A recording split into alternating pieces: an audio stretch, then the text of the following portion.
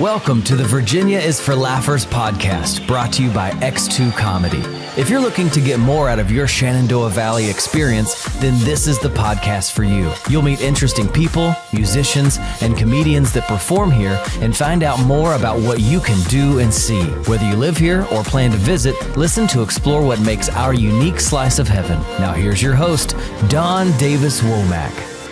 Hello, Laughers. I'm excited and thrilled to introduce you to Sydney Tooman Betts, a seasoned historical fiction writer. Inspired by her home near a stunning cavern system, she intricately weaves settings into her acclaimed series, The People of the Book.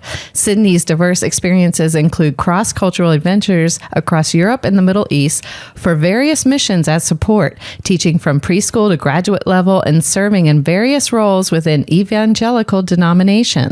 Before her writing career, she ghost wrote stories for adult literacy programs, showcasing her storytelling prowess. With themes of courage, faith, and resilience, Sydney brings a unique perspective to her novels. Welcome to the show, Sydney. It's great to have you on today. It's great to be on. Yes, we met years ago. We were trying to figure out, do we know what year we met at the church? Probably about a decade ago. Yeah. Met each other. Yes. Yeah. And we really haven't had the opportunity before now to spend as much time together. So I have been enjoying this blessing. Thank you so much. You're welcome. And I'm so excited to get into what you do because I very much love historical fiction. And I didn't really discover that until a few years ago. And someone introduced me to World War II fiction books. Oh. That's a huge genre. You're in different genres that I can't wait to talk about. But I've got a good World War II book for you. Oh, you do? I can tell you when we're off the mic. Okay. And you've written 7 books, or you're on your 7th book? Yes, I'm currently writing my 7th. So you have 2 3-book series, correct? That's correct. Again, the one is The People of the Book. Correct. And then the second one is the main character is Phoebe, yes, and it's different titles. Phoebe's Mysteries is the series title. All right. And they both take place in 2 different historical time periods, but they're related to one another. They are. One leads into the other, time-wise. Okay. And the first series is centered around American Indian culture.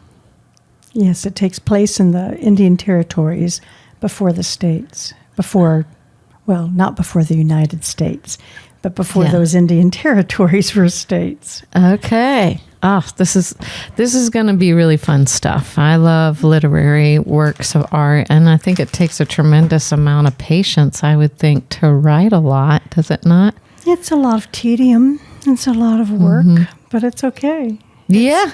It satisfies the creative urge without the paintbrushes and the cleanup.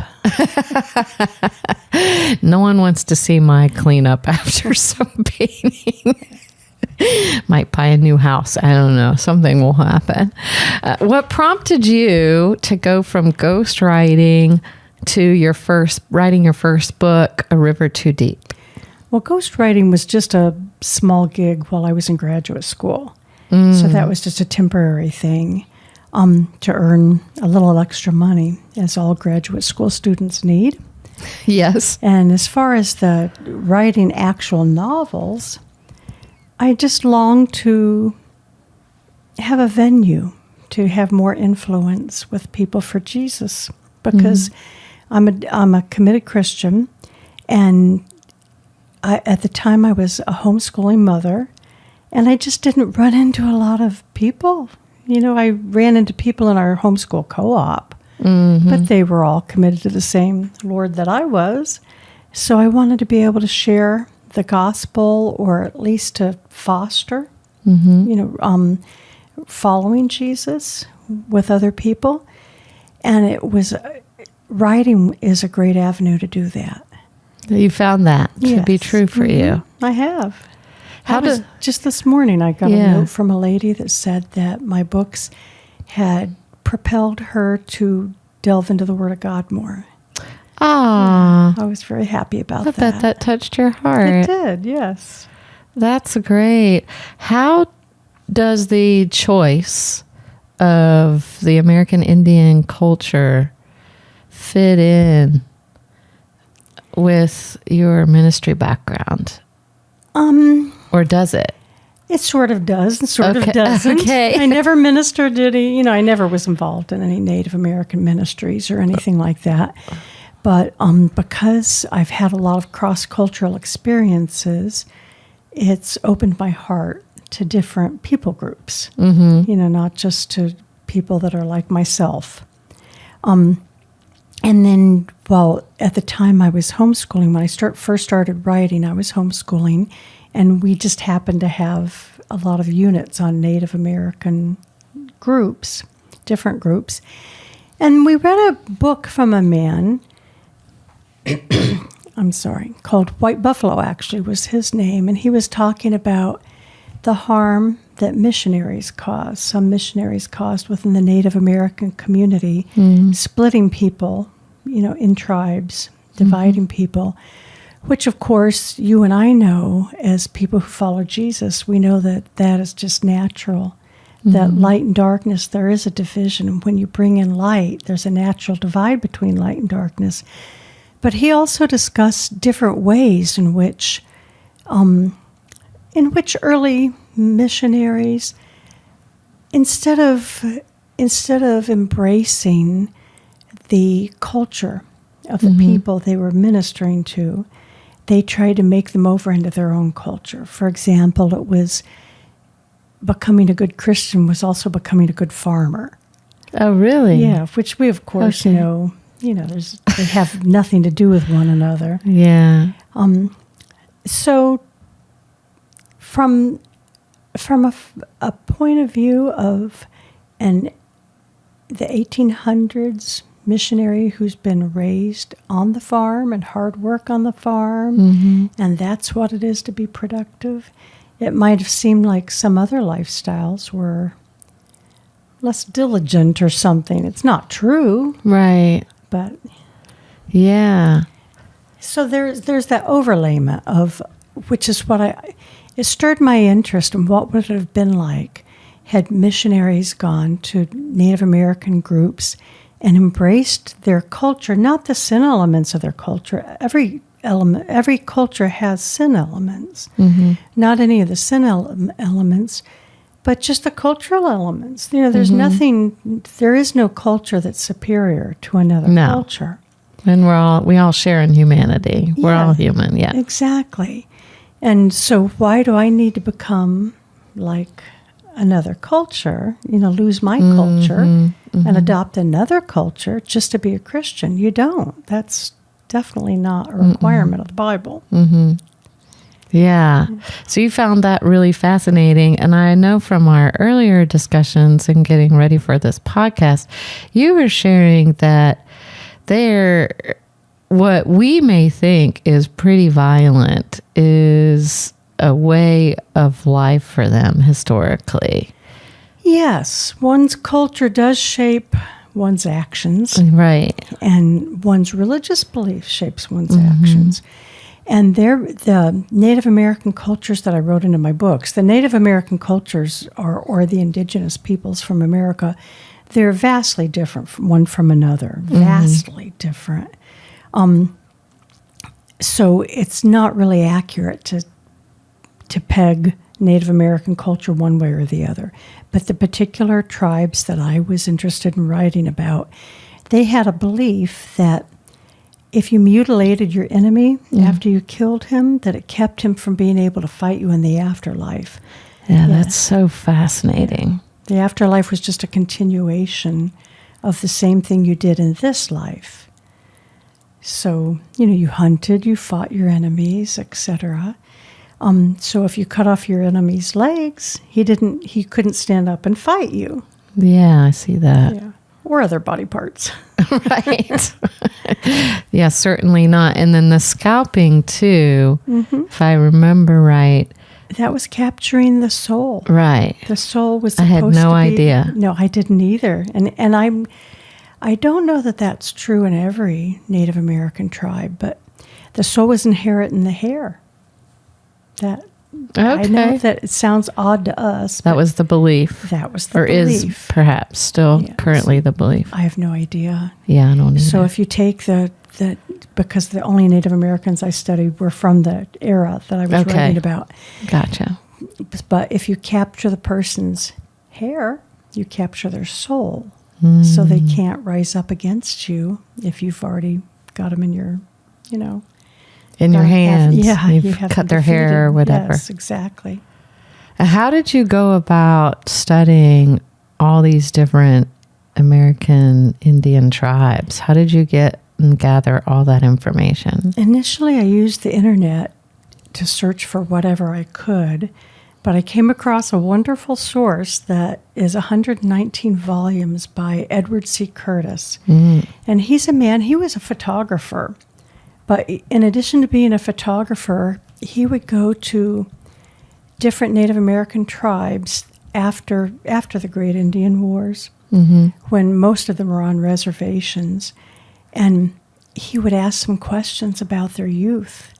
Because at that time, it seems like a long time ago to us, but there were people still alive that, had like a 60-year-old man. Yeah.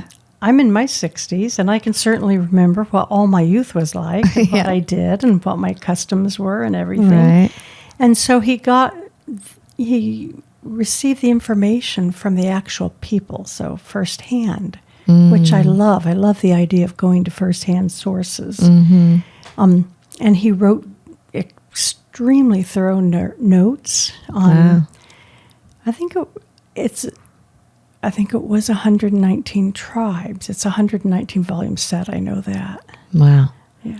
Available in the libraries. And I don't know if you can get them through the library. Okay. It's Northwestern University has them all online. Oh, okay. Yeah. So you can access You them. can access on Google and find out the information online. That's correct, yes. Edward C. Curtis. Okay.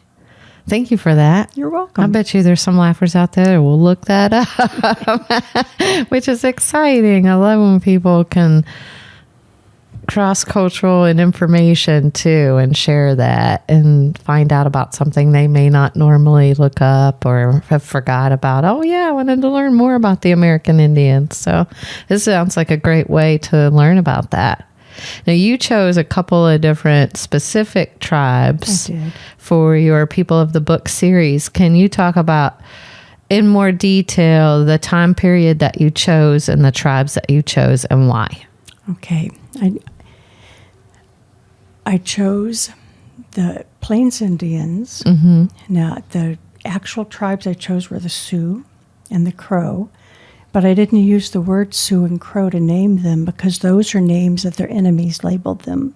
Oh, Yeah. interesting. So it would be like calling an Italian person a pejorative word or a black person a pejorative word. And I wasn't going to label a people group by a pejorative label. The time period I chose, I wanted to write more than one book, and I wanted there to be enough time to avoid the Great Indian Wars, to be honest. I didn't, there has been so much, this is not a politically correct thing to say, I'm sure, but there's been so much the white man did me wrong. And that's certainly not the point of my books. And you don't want people to get focused Right. over in that direction and away Exactly. from the storyline. Right. Okay. And the white man did do a lot of wrong. Yep. But that wasn't what it was about. That's okay. That makes total sense to me. And then a couple of those books out of that first series, the scenes or even chapters were inspired by where you live. Can you Yes. talk about that? Well, I went to see it. We didn't live in the Shenandoah Valley at the time that I was writing the first two books. But by the time I was considering this plot of the second book, we visited a close friend of ours that lived here in the Shenandoah Valley, and she took me to Grand Caverns. And I was very impressed with it, and it stayed with me, and it inspired some of the scenes. Oh, that's great. Yeah. Are they taking place inside or outside the cave or both? Both. But the Okay. second and the third book in that series, both have a lot of scenes within the cave.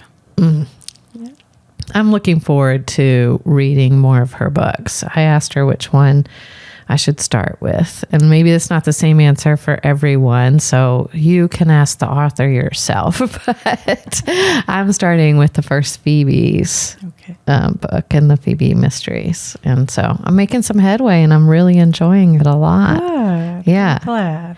And that's a different time period. It is. It takes place on the tail end of the other series because I wanted to segue.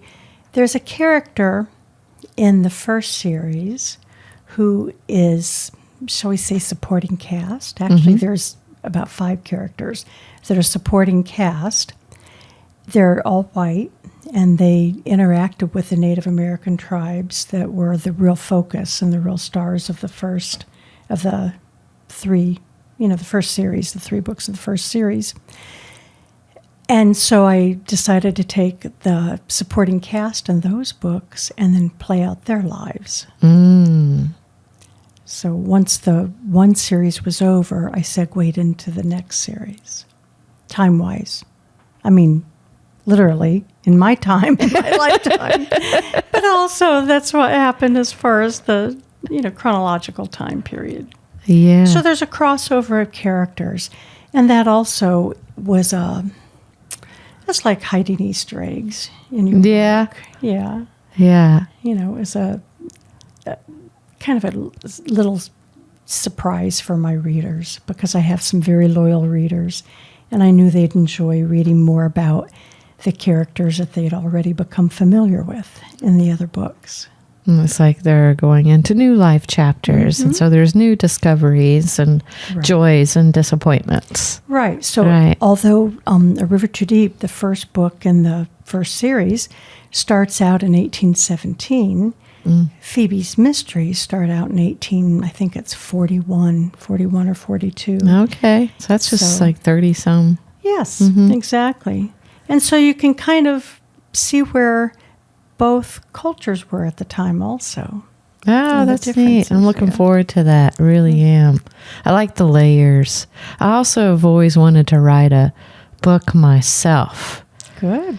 Yes, but I think in my case, my book is going to be called People of the Popcorn because of this absurdly flavorful popcorn from our sponsor, PrePOPsterous.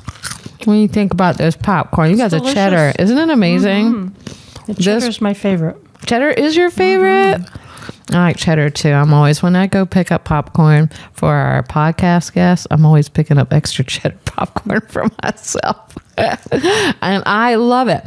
Laughers. This popcorn is Shenandoah Valley's only award-winning popcorn. Their kernels are grown right here in the valley, and their factory is 100% nut-free. They also just won the Virginia's Finest trademark, or got designated with that, which means it's among Virginia's top crafted specialty foods. That's amazing. Yes, and it's hard to get that trademark from what I understand. So, Laughers, let me tell you something. I have great news for you because this popcorn for Laughers, you can get 15% off using promo code LAUGH15. Just visit PrePOPsterous.com. That's PrePOPsterous.com. You can order some today, have it shipped to your door, and then you can munch on it when you join me on next week's episode. But I want to get back into this author life of yours, and I want to ask you what your writing process is like. I think you were telling me you're a little bit of a slow writer. I am a slow writer. Okay. Slow and thorough. Yes, I think that's good. So talk to us where do you draw your ideas from for comics? We have notebooks and Word documents, and people do different things. I have a notes app on my phone. If I get an idea, I'm jotting it down in there. What do authors do? Well, I don't know that I can speak for all authors. Okay, what do you do? An inspiration just hits me. Now, I know some authors that are prolific, and I know some authors that it's called writing to trade. I'm not sure I have the right word there. But they write what sells. That's just not me. I write what fascinates me. Okay. And I think it comes across in my writing that, I care about the subject matter. And all sorts of things inspire me. For example, not my current book, but the book before that was inspired by watching a TV show and hearing a certain clue and thinking the clue was going to bounce a certain way. Oh. And I thought, that's fascinating. It didn't bounce that way at all, but I picked that up and used it as the seminal clue that solves the mystery. Oh, really? Yeah, in the third Phoebe book. Just from watching a show? Yes. Well, then you have to build the mystery around that. I know. It's like we have to build the jokes. I understand. Yeah. Really, being a comic is being a writer. It is, in a different kind of way. It is. Yeah. So you do that, and when that happens, right, you see that idea on the TV. Are you storing it back here and say, I'll write it down when I get to a notebook, or you have something near you all the time where I'm going to write it down now? A lot of writers, ones that are more prolific than I am, write those things down. I just store it in my brain and think about it. I cook it for a while in the back of my head. Imprint it on here. Okay. I love that. More prolific fires. Well, I think she's pretty darn good. And we're going to talk about more on your insights on your first book, A River Too Deep. There is a character in there, and it's Alcee Callan. And this seems to be about a world of treachery and deceit. Is that? Yes, she gets thrown into a world of treachery and deceit, which, of course, as a writer, you have to, if you're going to have your character do something vastly unusual, like become part of a Native American tribe, she has to have a motivation. You can't, people don't normally make those drastic kind of changes in their everyday life. That's right. So she was escaping something. Okay. Which propelled her into a different part of her life. Okay. And your books, too, have some central themes. This River Too Deep theme seems to be mostly about loss, love, and faithfulness. That's the tagline. Okay. It is, there is loss in the book, and there's love, and there's faithfulness. Life, people. Yeah, it's really about following Jesus. Oh, okay. It's about taking Jesus seriously and doing what he says. As you know, a lot of people, there are a vast assortment of people who call themselves Christians. And a lot of them, they kind of see Jesus as their co-pilot, to use an old cliche, an old bumper sticker, where the Christian life is about augmenting their life here in this world and making their life here in this world good. My books are about people who take the Word of God seriously and employ the Word of God and follow it, even if it propels them to make hard choices. For example, one of the choices in A River Too Deep, the seminal choice for the protagonist, was she going to follow the example of the Good Samaritan, or just let someone lay there and die because he was her enemy, and that is the catalyst for the plot. I see. Wow. And I guess if these characters are American Indian and Christian, then there must be some stories about meeting missionaries, I imagine. Alcee was the catalyst for... Okay. She I don't want to give away the whole plot. Well, we won't, laughers. But circumstances threw her into the Native American tribe. Okay. And out of just trying to be faithful day by day to what the Word of God said, it had an effect on her and had an effect on the people around us, just like it does in our lives. Just a different setting. Yeah. And a different time. And then you have the next book that came out just a couple of months later. It may have been published recently, a couple of months later, but it was about 2 years in between. Okay. Okay. So you had to kind of in the hopper, so to speak. So to speak. Okay. And then A Lightbird Song is a continuation. It is. It's about Elsie's daughter. Okay. So what do you feel comfortable revealing about that? Maybe some things that are on the book cover.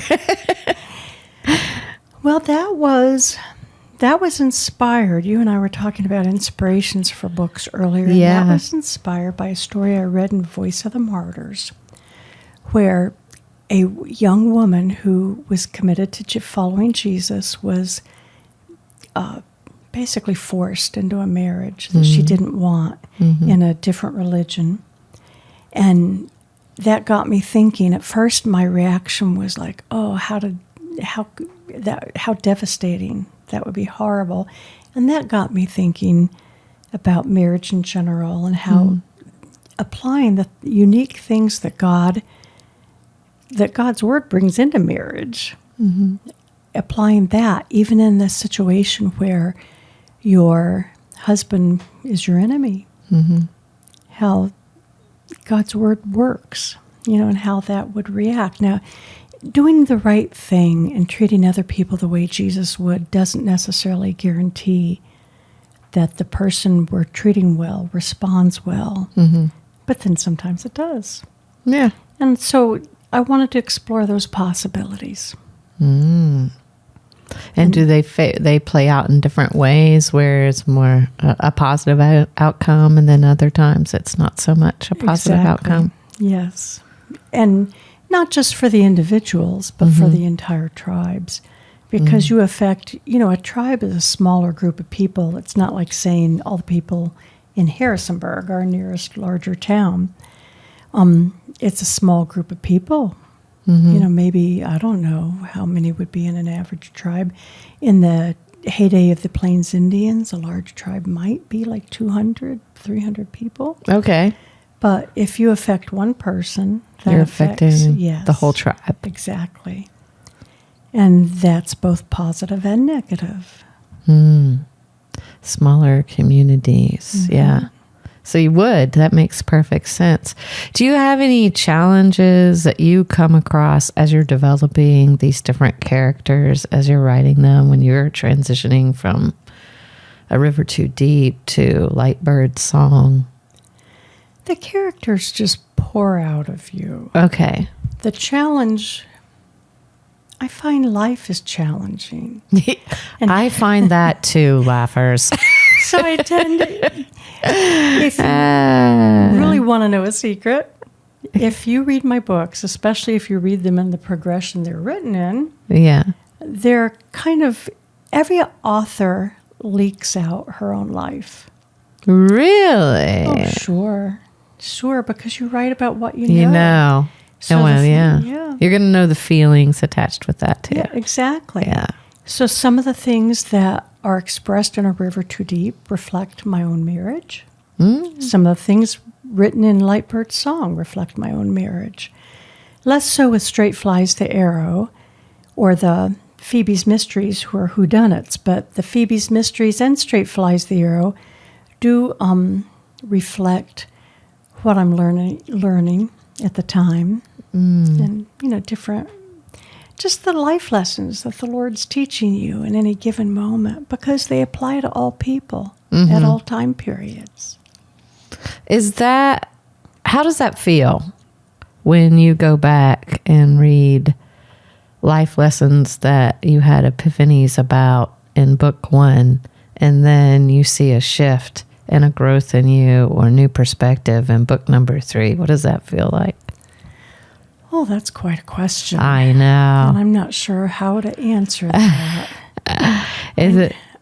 You remember it, or you look forward to reading the epiphany, or what's that process like? The problem is that when you're going back and reading your own works, you're always hypercritical, at least I am. You see all the flaws. Right. The ones that other people would probably just skim over. Not even notice. Right. Right. Exactly.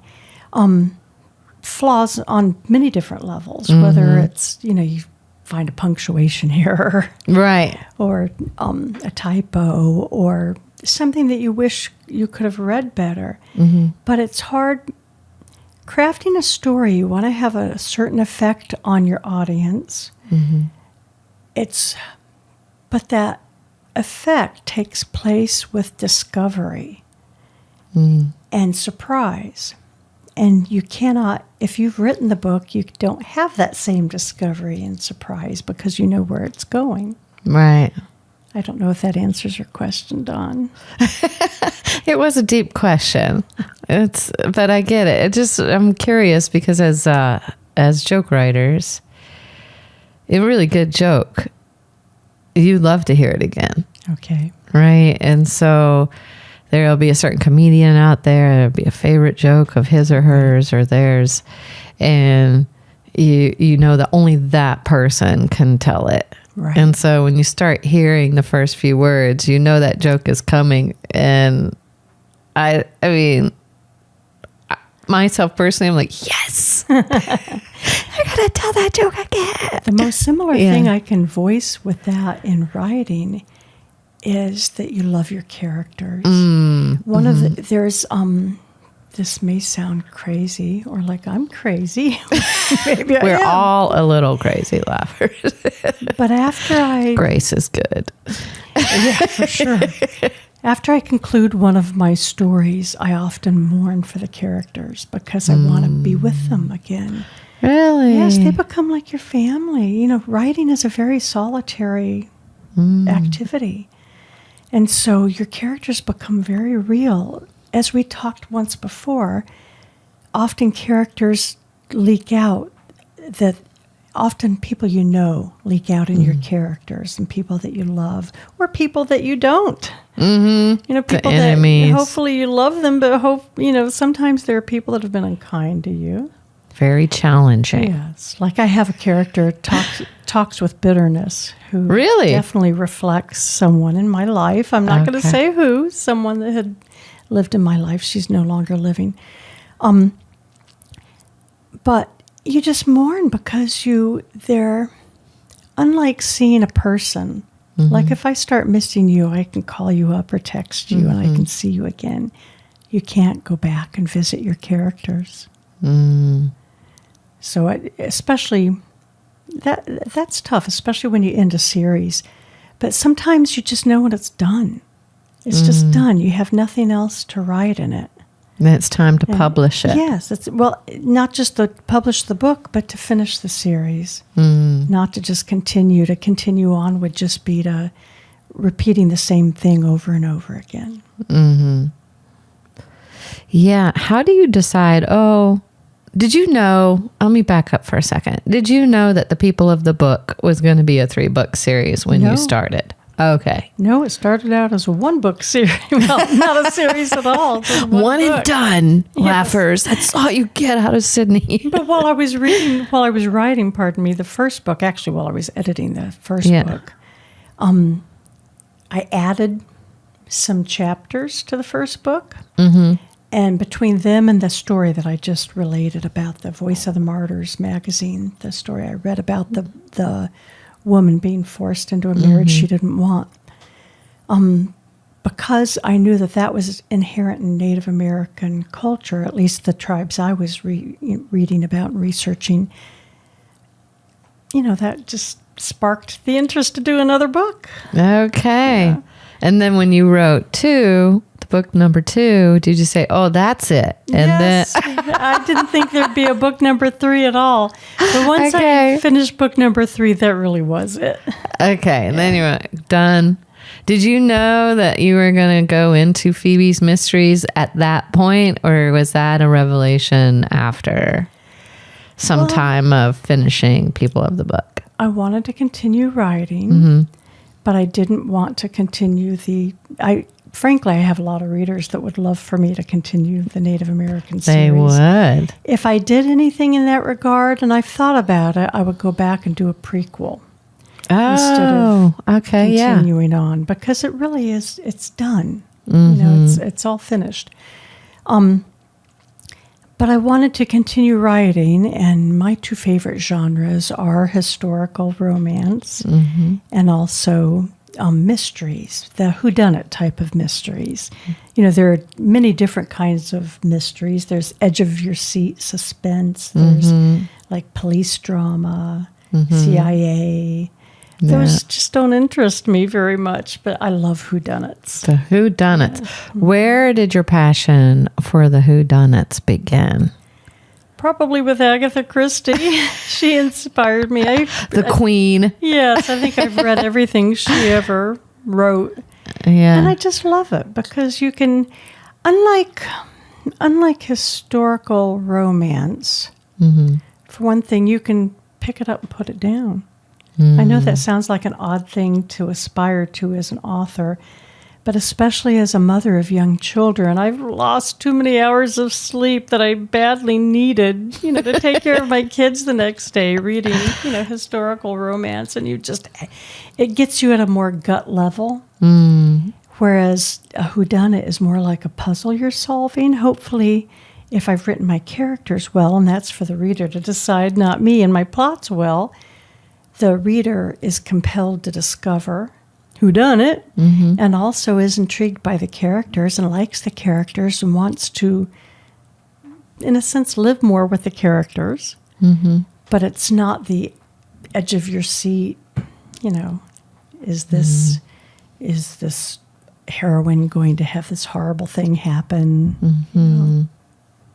Wow. What is the toughest part or most challenging part of writing a whodunit? Oh, I don't know if it's whodunit in particular, but the hardest part of writing in general is just to sit down and get yourself That's simple. writing. Oh, yes, definitely. Okay. Yeah, it's because it's fear of the blank page. You've got the writing is kind of like trying to have a baby when there's nothing in your womb. That is a very dramatic analogy. I like it, though. Like you're trying to pull something out of nothing, pull it out of nowhere. Ah, yeah. So it's full of self-doubt, and it's just hard to get going sometimes. I've broken this promise, but I did make myself a promise at one time, which was really helpful, and I've given this advice to many writers or would-be writers.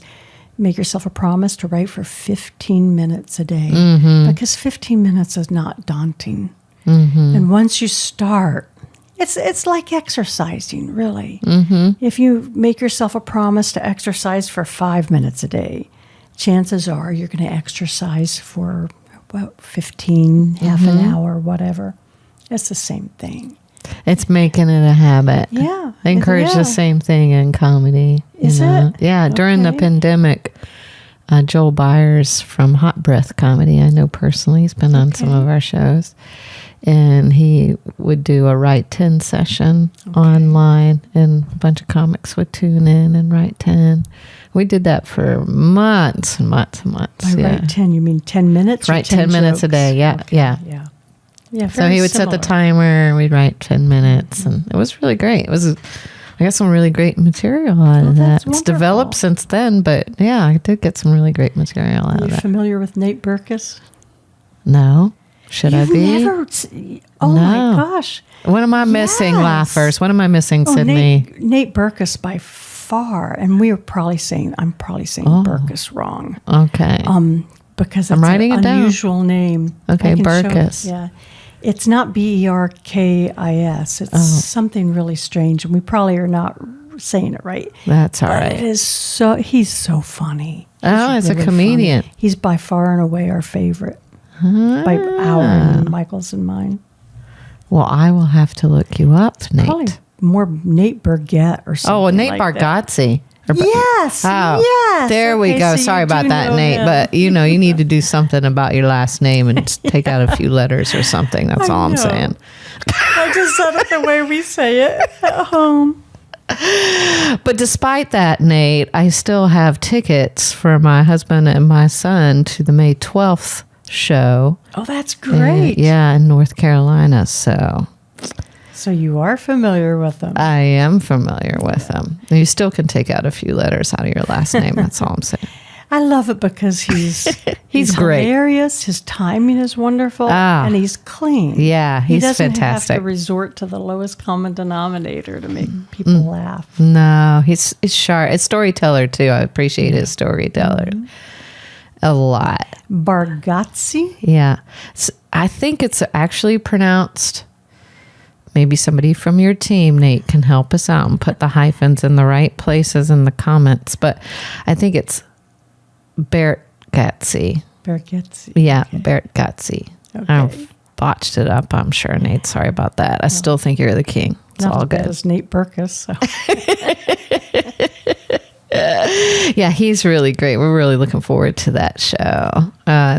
One of my favorite bits of his is the Mount Rainier bit. And if you have not seen the Mount Rainier bit and you've not heard about the dead horse, I highly recommend. I've heard about the dead horse. It's so good. I can't get enough of it. Yeah. Did you see him in person? No. Not yet. No. Okay. We said not yet. So I'm going to talk her into going soon too, Nate. You can still take a couple letters out of your last name. All right, we're moving on. All right, we want to talk about the Phoebe's Mysteries a little bit more. This Phoebe character comes from the earlier, or lineage from an earlier storyline. She becomes friends with people from the earlier storyline. Okay. I wanted to have someone, I started her off at, she was either 15 or 16. I wanted someone to grow old with, in a sense. I used to tell people that, and it may still be true, that either she's going to die first or I am. But I wanted to give her a plentiful long life. Yeah. So she could become my sleuth, so to speak, through the whole series. I am curious because I'm reading it right now. She is a teenager as I'm meeting her. She is. Is she forward in life by book 3? Yes. Okay. I would say probably half a year each book. It's not rapid. Maybe. Okay. So we're not going to our 30s and then our 80s. Right. We will eventually. Either she'll die first or I will, like I said. I love that. So, there are underlying themes. There's a romance. Yeah. It's developing more. I see that. Number 4. Well, okay. Okay. I'm not going to make any comment on I was actually really trying to dig in there. Did you see that? I was trying to get something. Anyway, I tried. Go ahead. Please continue. I've tried to make her romantic life realistic. Okay. And probably reflective of my own, which maybe is not realistic. Well, I had one of my beta readers say, like, this girl she lacks confidence. What does she have to do? Get hit over the head to realize this guy likes her? And I was just making her like me, and I was definitely like that. You didn't know. Oh, totally clueless. If a guy was interested in me, I'd be very clueless. Oh, you didn't know. What's a beta reader? It's your second group of readers. You have your alpha readers and your beta readers. Does every author have alpha and beta readers? I can't say for sure, but that's common. That's common. It is common. Because you don't see the holes in your writing. Too close to the work. Yeah, too close to the work. Right. And, everybody's different. I have a certain personality. You have a certain personality. Indeed, I do. Yeah. Like, I'll read books that I'm like, that would never happen. That conflict to me seems so unrealistic. But then maybe it did. Like, I said that to another author, about a third author's book, that I liked her writing, but to me the conflict just seemed silly, trumped up. And then she revealed to me it was about the author's own life. So it happened in real life. So apparently I just need to make adjustments in my expectations. But, you get... It's all good. It happens. You pick a few trusted people that will give you feedback, honest feedback. Yeah. Okay. So it's not this whole small group of 10 or 20 people, typically. That's up to the author. It could be. I've had more and I've had fewer. I have whittled down my group because it also slows things down. You get feedback from your alpha reader, and then you change things appropriately if they need to be changed. And it helps also. It helps thicken the plot sometimes. Yeah. But I want people that are going to be critical of me. Not of me, but of my writing. And kindly so. I have a wonderful friend her name is Nancy, if she ever listens to this. I hope you do, Nancy. Hello, Nancy. But she has the sweetest way of saying, I'm not sure this is realistic, or I'm not sure I would react that way. Or it seems to me that if I were in that circumstance, I'd be much more upset than Phoebe is, that kind of thing. That's good feedback. It is good feedback. And when you get good feedback like that as a writer, do you look specifically at that place where they make the comment and then see where you can rewrite and punch it up or make it stronger and that kind of thing? That's what we do. 100% what you do. Feedback from other comics. Okay. Yeah, same thing. Yeah. If you can punch it up here and word economy and all that. Yeah. Yeah. So your first group is called your alpha readers, and then you have a second group that goes over it. And then, it goes on down the line till it's a finished product. Yeah. Okay.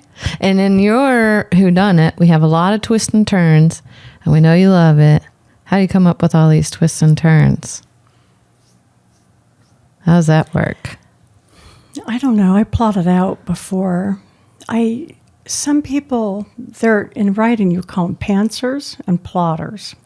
I'm sorry. Let's repeat that again. Pantsers? Mm-hmm. Pantsers, which means flying by the seat of your pants.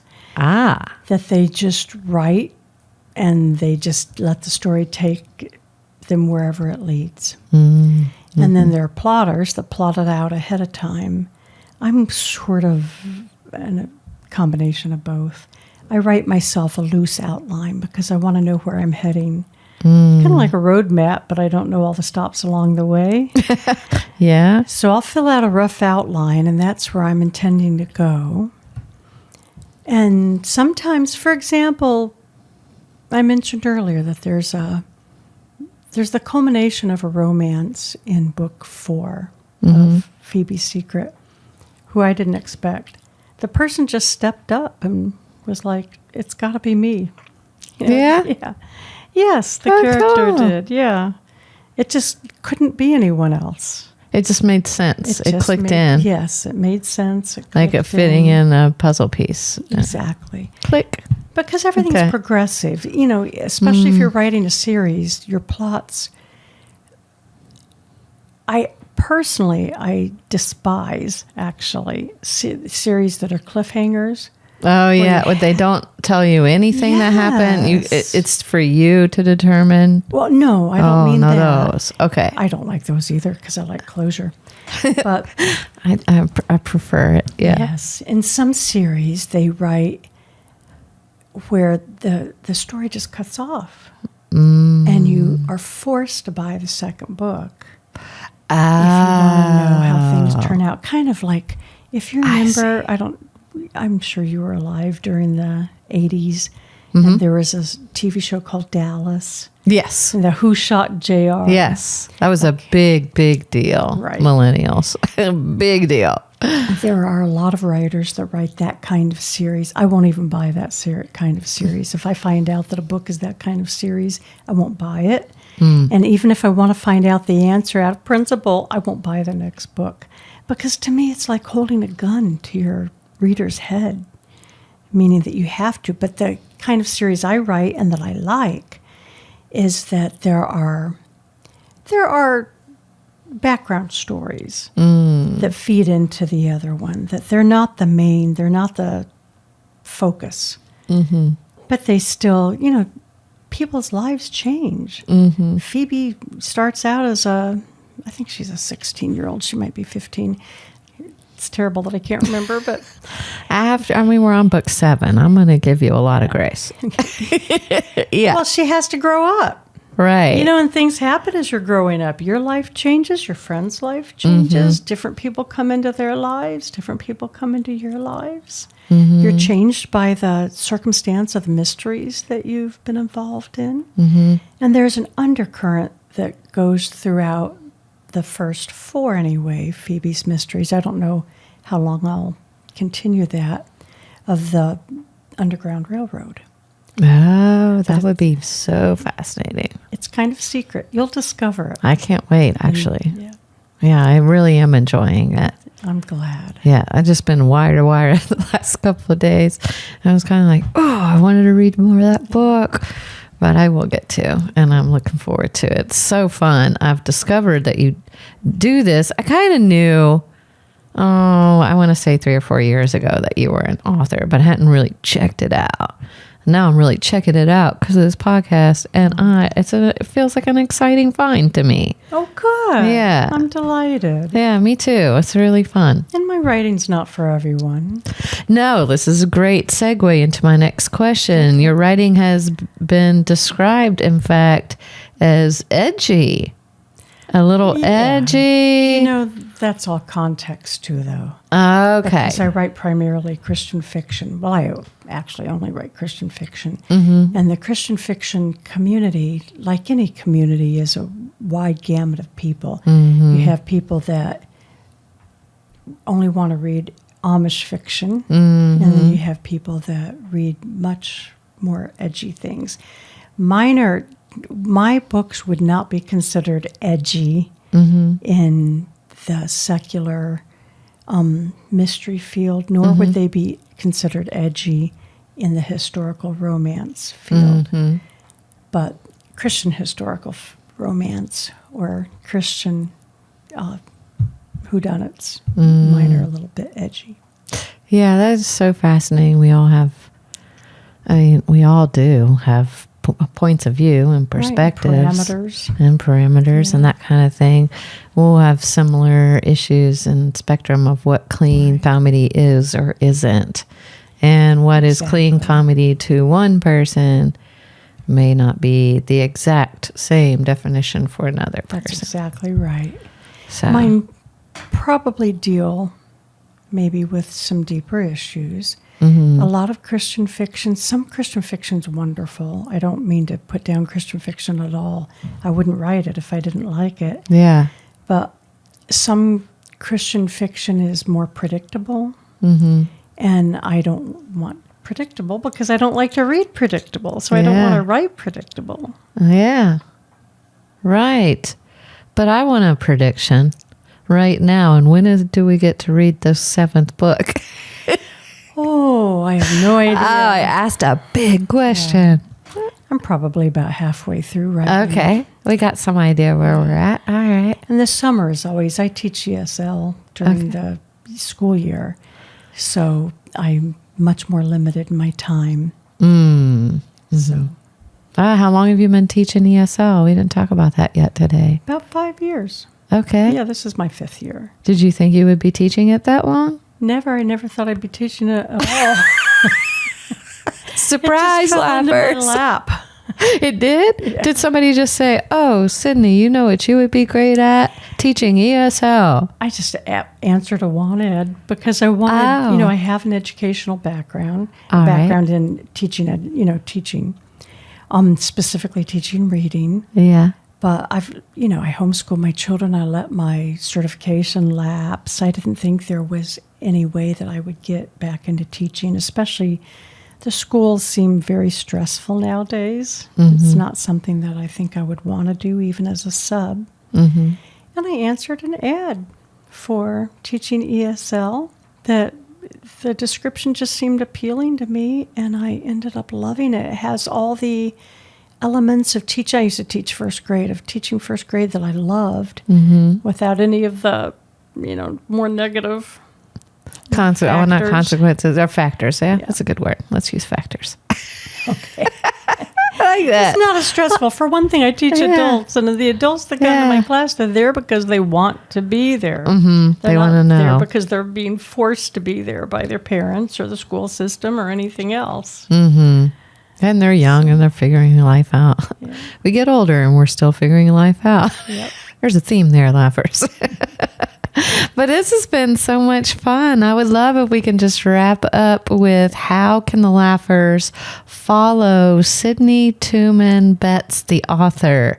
How can they get their books from you? Where are we going to get those? All my books are available on Amazon, whether someone wants print copies or whether someone wants ebooks. They're all available. The best way to follow me really has dwindled down to my Facebook page, mainly because of time constraints. So I have 2 Facebook pages. One is Sydney Tooman Betts. The other one is just Sydney Betts. Sydney Betts is my personal page. And formerly, I would urge readers to go to my author page, Sydney Tooman Betts. But because of some changes that Facebook has made, it's more difficult to reach a wider audience of my readers through my professional page than it is through my personal page. Interesting. So just go to my personal page. Okay. And authors do interact with you on Facebook. Oh, I remember you talking to me about and that. Readers. And this author will actually ask what you think about different cover arts and things like that too. Oh yeah, I definitely, with my friends and with my readers, who often my readers become friends. Because when someone's writing you and telling you how a story affected them, it just invites a relationship. Yeah. And I have one reader in particular who has become a really close friend. I've never met her. That's great. So it's all been on Facebook? Yes, we private messages, but we write back and forth about some of the secrets that we wouldn't maybe talk about to other people. Yeah. Things that there's in the anonymity aids in talking about some of the deeper things. For example, well, I'm not going to go into an example. Things that you can't really discuss with a lot of people. Because it's too private or it would affect somebody else's reputation. Yeah.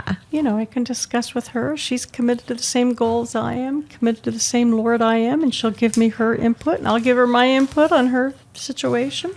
Yeah. So, and if you're out there listening to this, Dawn, I really appreciate you. A different Dawn. I have a good friend, Dawn, too. I call her the other Dawn. That makes sense. Yeah, that's great. I love Dawn. Now you have 2 Dawns to love. That's awesome. Well, thank you so much, Sydney. This has been super delightful chatting with you about all things Phoebe's mysteries and people of the book. My pleasure. Yes, and the 7th book to come. I can't wait to hear about that. I love that you spent time today sharing your storytelling talents with us and with the laughers. Thanks again for coming on the show. You're welcome. Thank you for having me. Oh, you bet. It was so much fun. And laughers, to learn more about Sydney and her books, please go to her Facebook page at Sydney Betts, and you can follow her there. I think we had a lot of fun today, laughers. And I'm going to say, when you have fun on the Virginia's for Laughers podcast, the only thing that makes sense after this is to like this video, share, and subscribe. What do you think? I think that's a great idea. Yeah, me too. And also, do not forget that discount on PrePOPsterous Gourmet Popcorn. Visit PrePOPsterous.com, use promo code LAUGH15, get a 15% discount, and then join me on next week's episode with your munchies. And lastly, and most importantly, thanks for tuning in, laughers. Out of all the podcasts out there, you picked us, and we think that's pretty darn special, just like you. Until next time, keep smiling. Bye. Bye-bye. Thanks for tuning in to this episode of Virginia is for Laughers podcast, brought to you by X2 Comedy. We'll be dropping a new podcast every Wednesday, so check back for another uplifting episode. Come to an X2 Comedy show or let us bring one to you. To find out more, head to x2comedy.com. Be sure to share this podcast with a friend, and until next time, cheers.